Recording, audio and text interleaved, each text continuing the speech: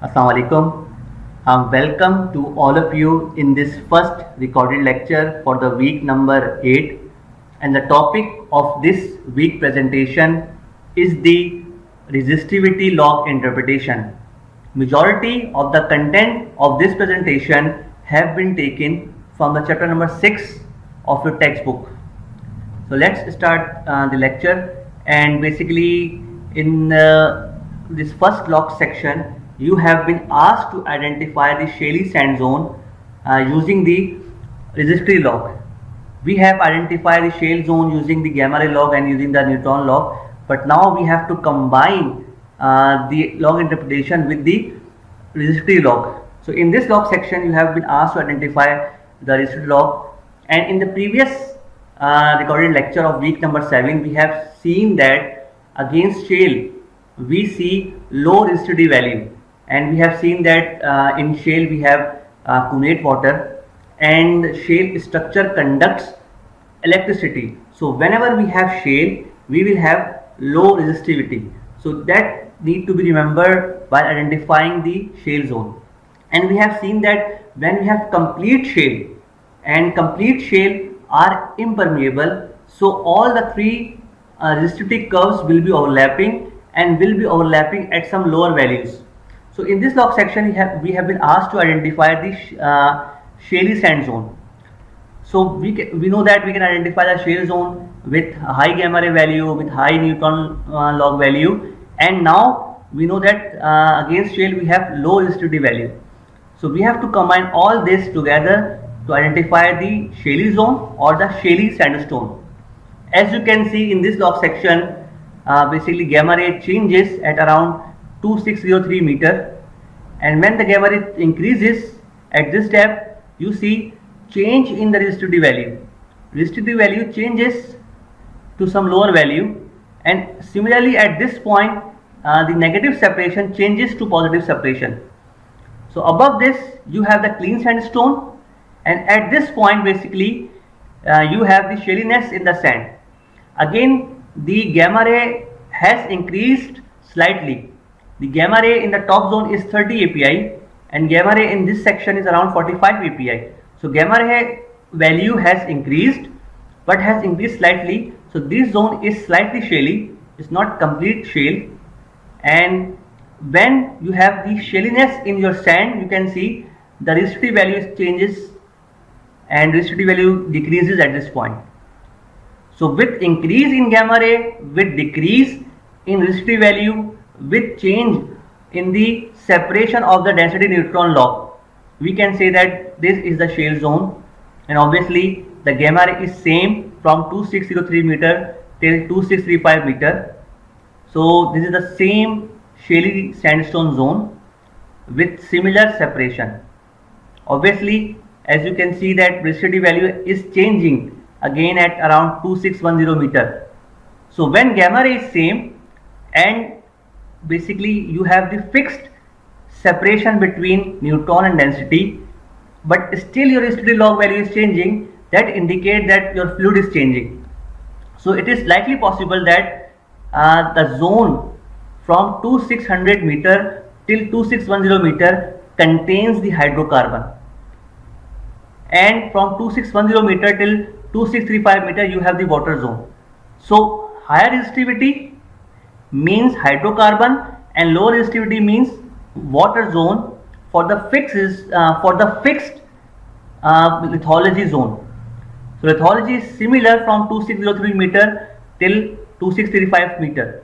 So this is the same lithology zone. So top portion basically contains the hydrocarbon and the bottom portion contains the water, because water has low resistivity as compared to the hydrocarbon. And this clean sandstone basically has much higher resistivity as compared to these two zones.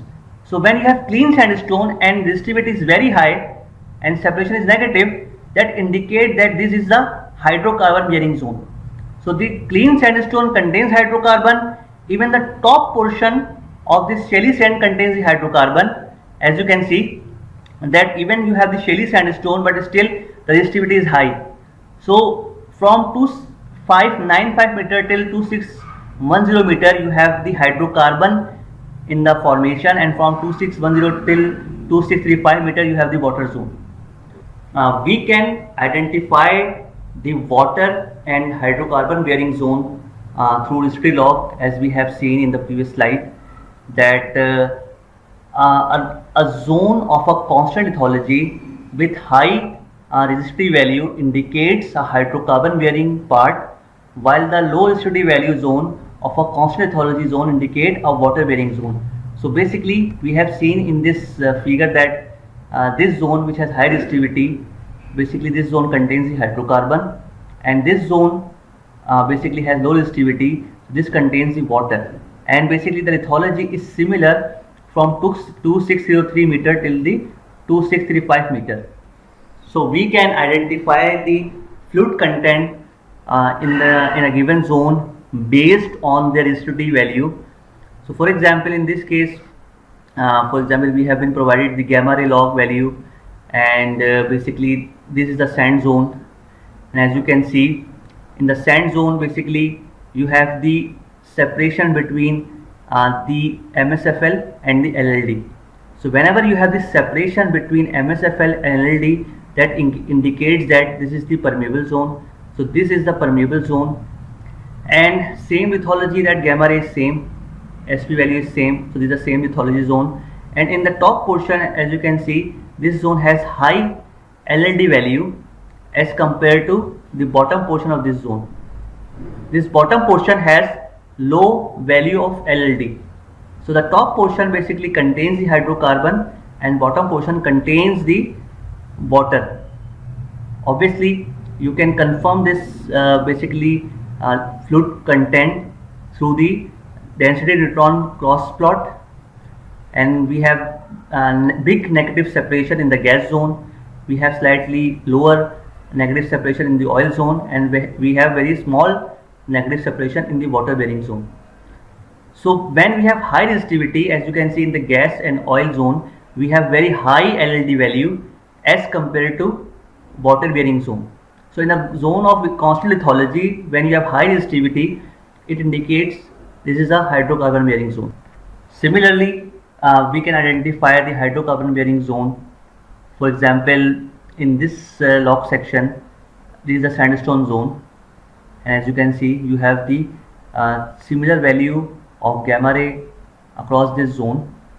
And when you compare the resistivity value in this zone, the top portion has high LLD value and the bottom portion of this sandstone has low LLD value, and you have almost basically similar negative separation from top to bottom.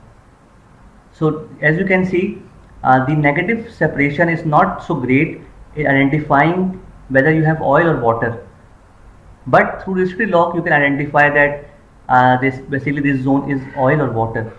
So hydrocarbons, whether they are gas or oil, they have high resistivity value, and water has low resistivity value. So basically again, when you have a constant lithology zone, high resistivity value indicate that this is the hydrocarbon bearing part of that zone, and the low resistivity value basically indicate that this is the water bearing zone of that constant lithology. So through resistivity log you can identify the hydrocarbon and the water bearing zone. Obviously you have to see for a constant lithology, you have to basically work on the permeable zones. So against the permeable zones, against the constant lithology zone, high resistivity indicate that is the hydrocarbon bearing zone. In this log section, you have been asked to identify the water and the hydrocarbon bearing zone. So for identifying the hydrocarbon and water bearing zone, we need to focus on the resistivity log, and basically against this clean sandstone we have high resistivity value, and when we have shale in the sandstone, the resistivity log value decreases. But again, this decrease in resistivity is not because of the fluid change. This decrease in resistivity is because of the increase in shale in your sand.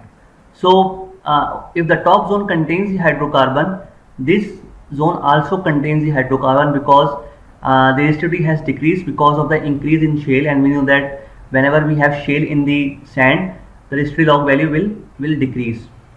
At around 2610 meter, we have the obvious decrease in resistivity without changing lithology.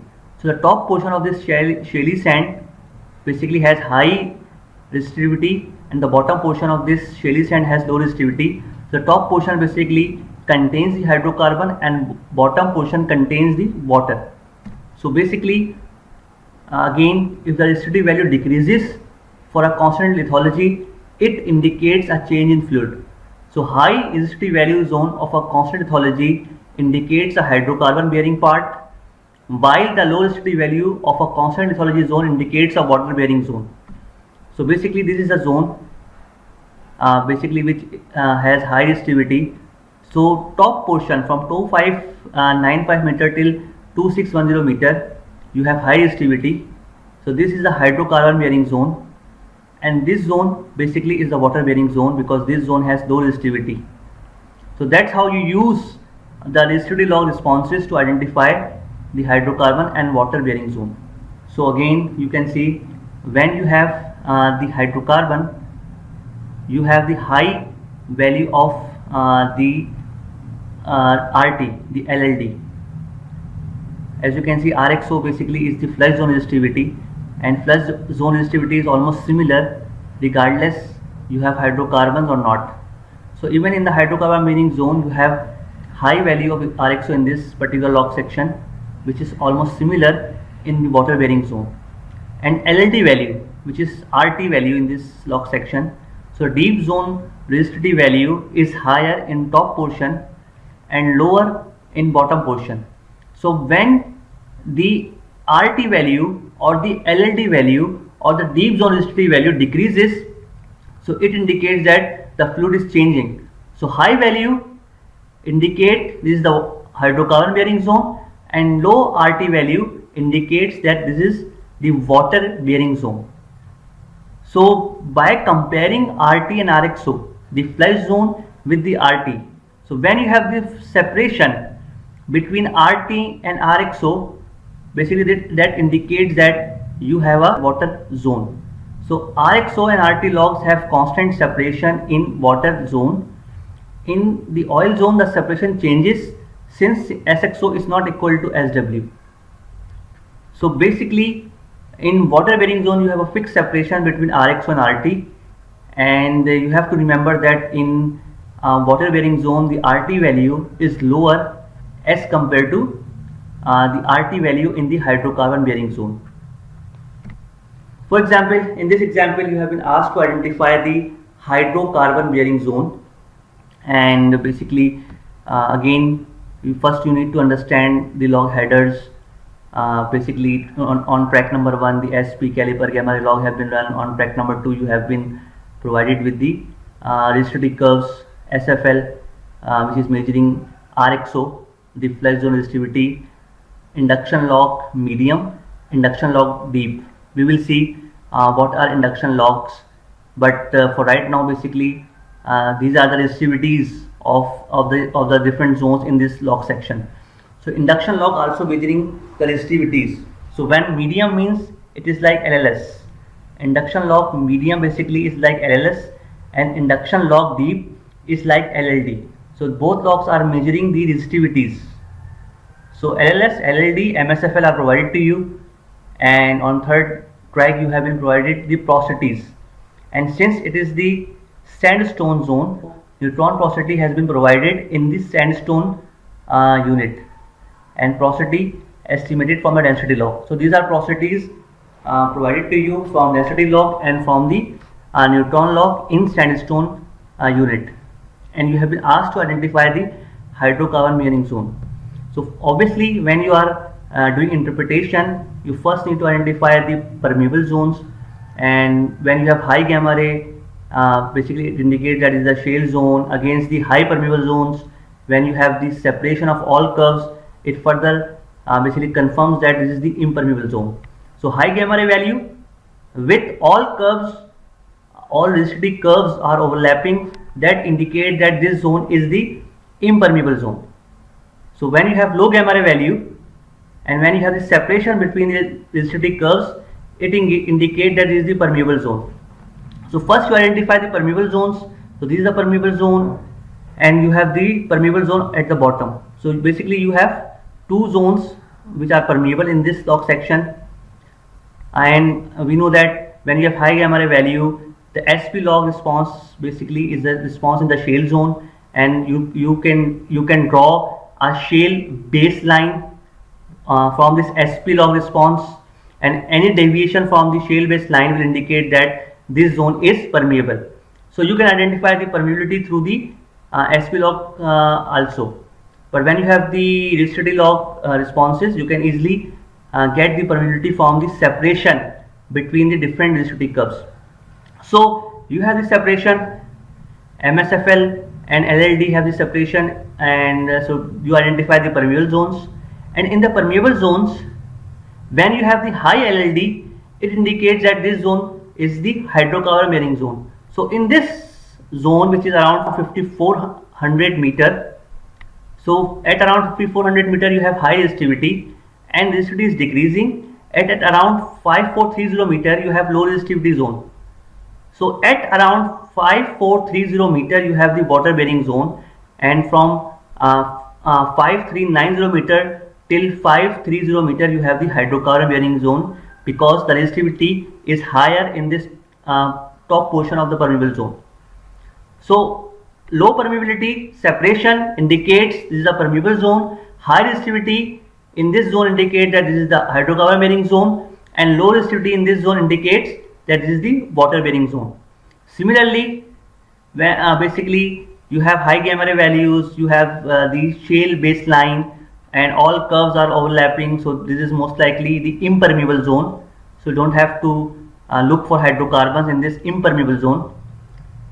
In this bottom portion you have the low gamma ray values, and you have the separation. So this is the permeable zone, and top portion basically contains the hydrocarbon because it has high RT value, and the bottom portion has low RT value. So when you have high RT value, this is the hydrocarbon bearing zone, and when you have low RT value, this is the water bearing zone. Again, MSFL basically is providing us a constant value of resistivity of the flush zone. So MSFL, whether it's higher or lower as compared to RT, basically it gives you the flush zone resistivity, and we have to basically look for LLD. So what LLD basically is changing? So if LLD is higher in top portion, it indicates the hydrocarbon bearing zone, lower it indicates water bearing zone. We don't have to worry about MSFL. MSFL basically is the resistivity of flush zone, and mainly dependent on the mud filtrate, the mud we have used. So many times we use water based mud, many times we use the fresh base mud, or many times we use oil based mud. So accordingly MSFL will be lower or higher than RT.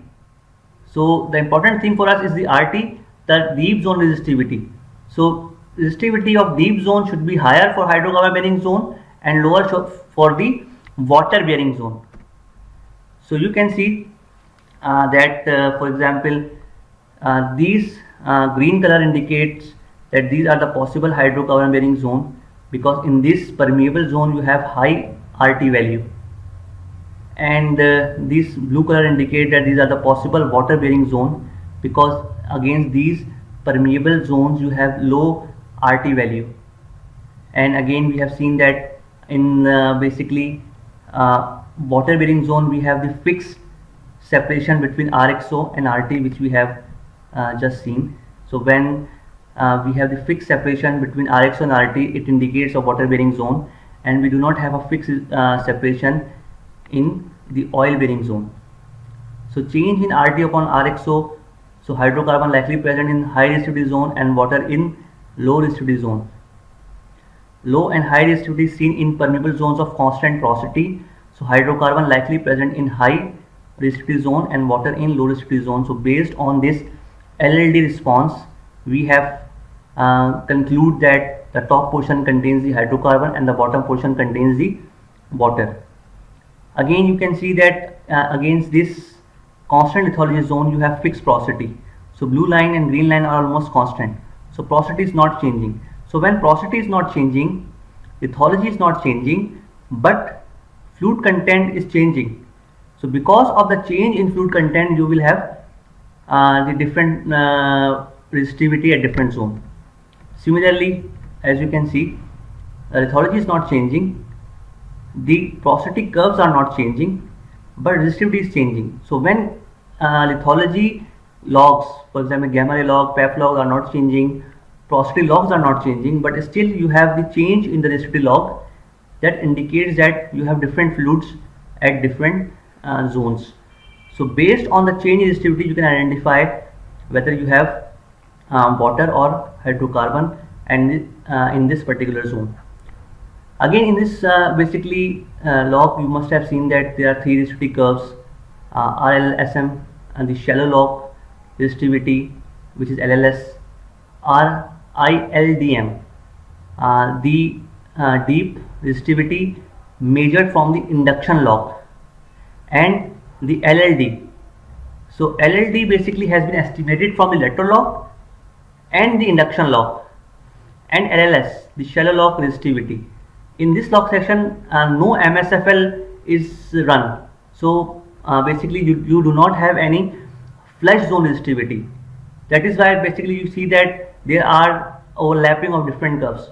So in this log section, no MSFL has been run, so you do not see any separation between MSFL and LLD.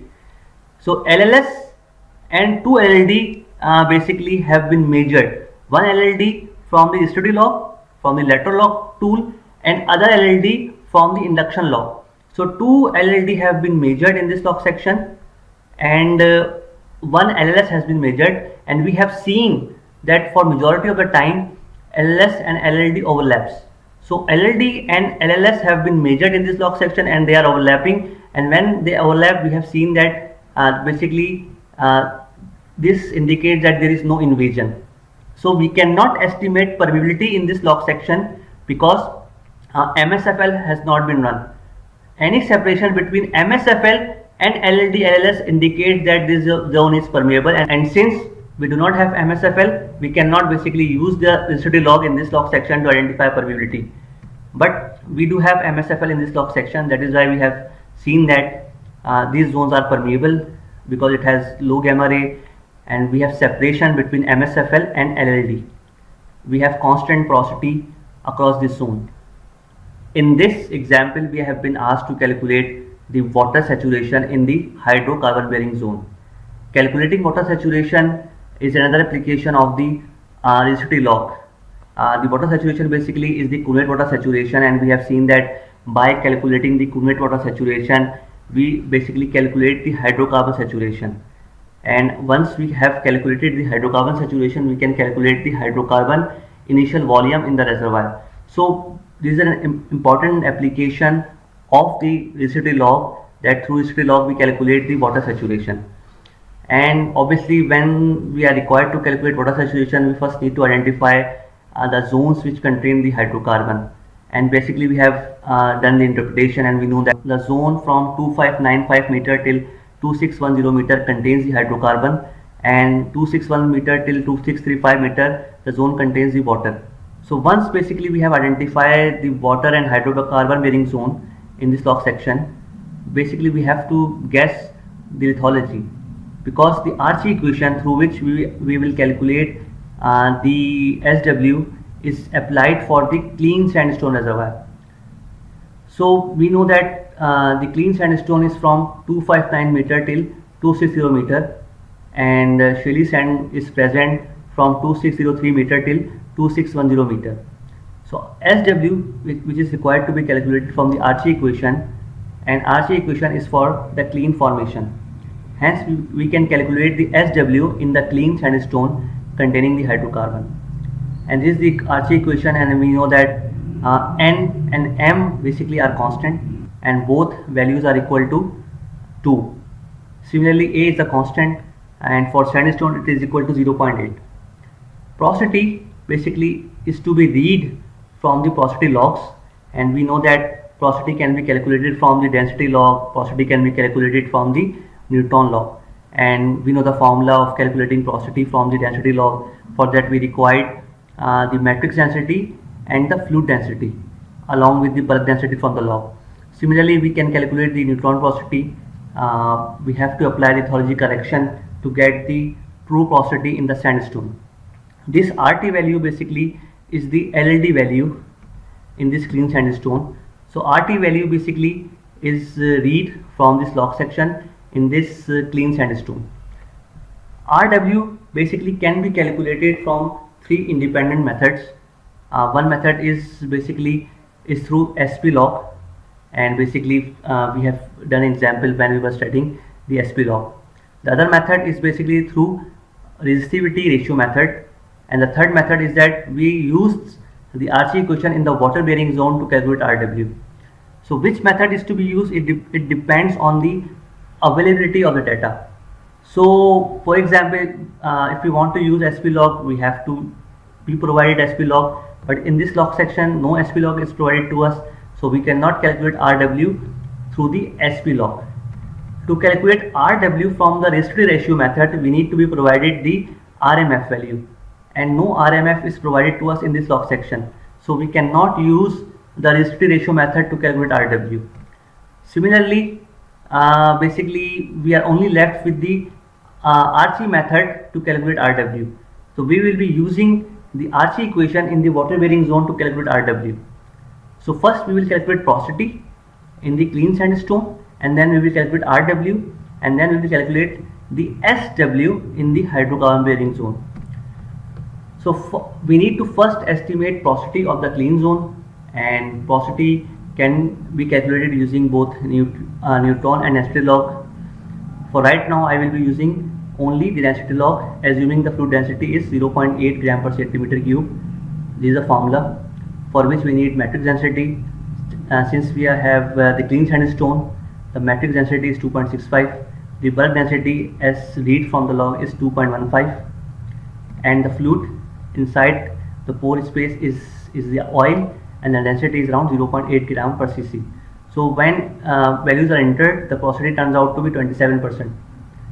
In real world, obviously the porosity need to be calculated from the Newton log and through the density Newton cross plot, and the average value should be used in further calculations. So RT value in the clean sandstone is 100 ohm meter. So RT value is basically the LLD value, and in this case we have seen that LLD, LLS and LLD through induction log, all values are overlapping, basically which shows that there is no deep invasion in this reservoir. So LLD value is around 100 ohm meter. So 0.2 to 1, 1 to 10, 10 to 100. So the LLD value, which is the RT value, is 100 ohm meter. Again, we are not provided with the MSFL in this log section. So don't confuse that basically this is the impermeable zone, since we are not provided data of the MSFL. So LLD value, the RT value is the 100 ohm meter. So RW we need to calculate, and as mentioned over here that RW can be calculated from different methods, and we will be calculating the RW in this example from the RC equation in the water zone, as other information is not available.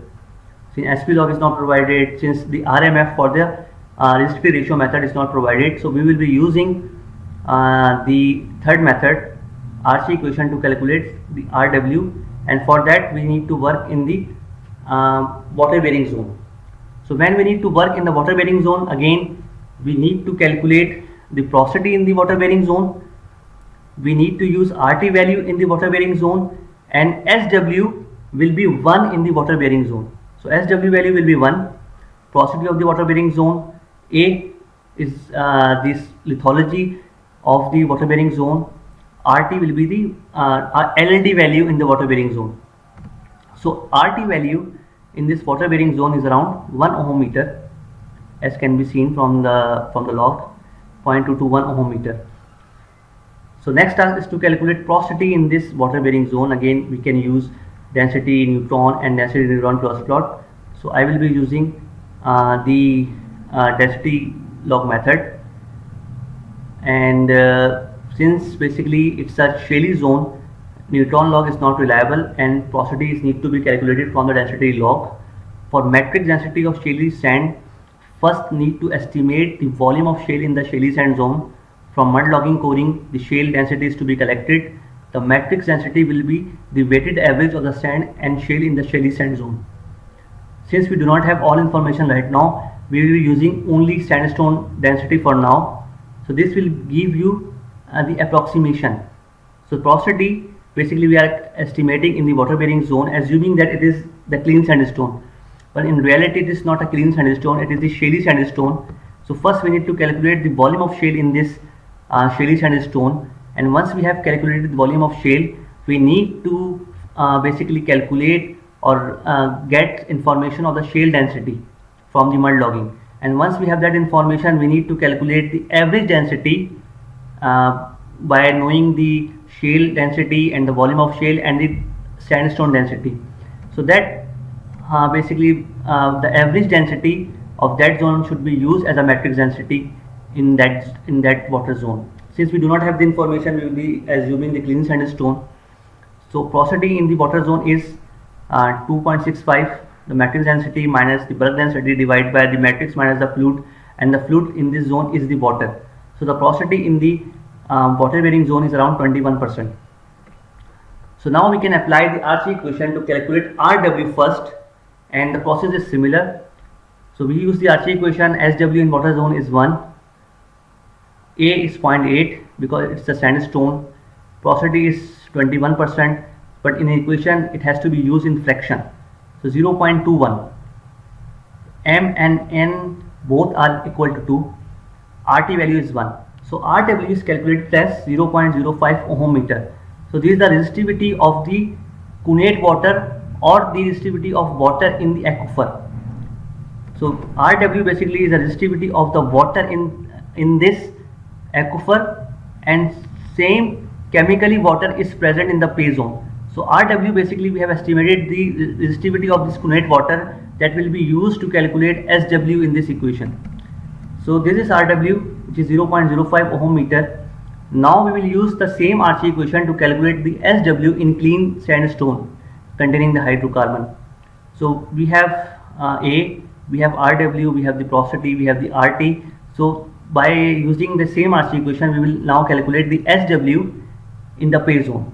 So remember, we have first used RC equation in this zone where SW is 1 because it's the water bearing zone, and now we have used RC equation in this top zone to calculate the cunate water saturation, and basically for that we have used the data of the top zone A, RW, phi m, RT.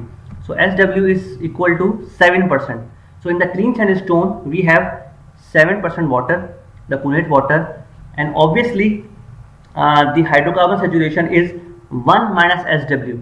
So 1 minus SW will give you 93%. So in the top zone you have 93% oil and 7% cunate water. So you can use this hydrocarbon saturation to calculate the initial oil in place in this zone. So this is the procedure of estimating SW through the RC equation, and you require RW need to be calculated from the logs. You required porosity that also need to be calculated from the logs. RT is basically the LLD value that is read from the logs. So once you have all the information, you can calculate SW in the pay zone, and basically the numbers have a very large impacts. For example, if the RW was 2 ohm meter, for example in this case RW is 0.05 ohm meter, but assume that if the RW was 2 ohm meter, what will be the saturation? Keeping other values constant, A, porosity, RT, other values are constant, only RW is changed, and you see that SW is now 46%. So if RW was 2 ohm meter, the SW would be 46%, the cunate water saturation, and obviously the hydrocarbon saturation would be 54%. So basically that shows the importance of calculating the representative value of RW.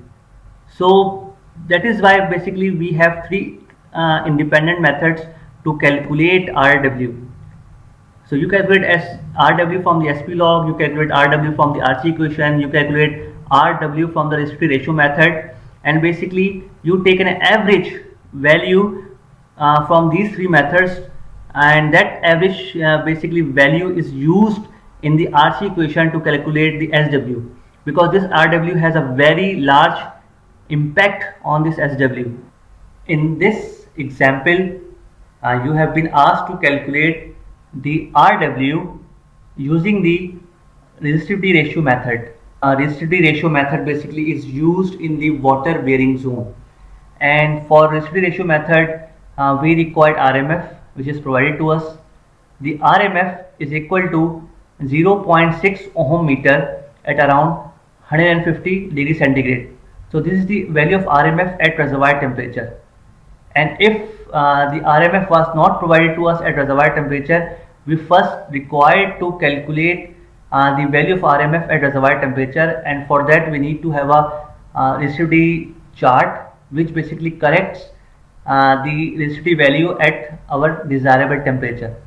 So we have been asked to calculate RW using the resistivity ratio method. RMF is provided to us, and we need basically RXO and RT in the water bearing zone.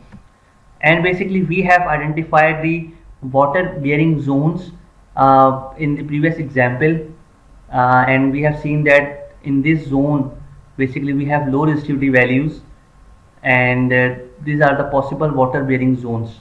So RXO and RT can be read against this zone from the logs, and we know that SFL is the RXO, the flush zone resistivity, and this is ILD, the deep value of the resistivity calculated through the induction log.